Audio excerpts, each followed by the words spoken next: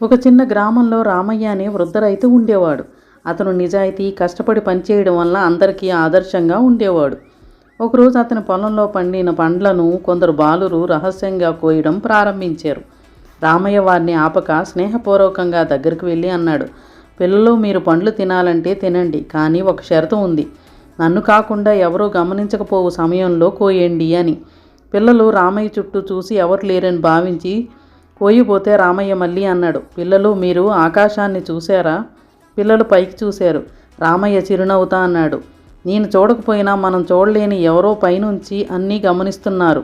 ఆయన కళ్ళ నుండి ఎవరూ తప్పించుకోలేరు అన్నాడు. ఆ మాటలు పిల్లల మనసులో లోతుగా ముద్రపడ్డాయి. ఆ రోజు నుంచి వారు ఎప్పుడూ తప్పు పనులు చేయలేదు.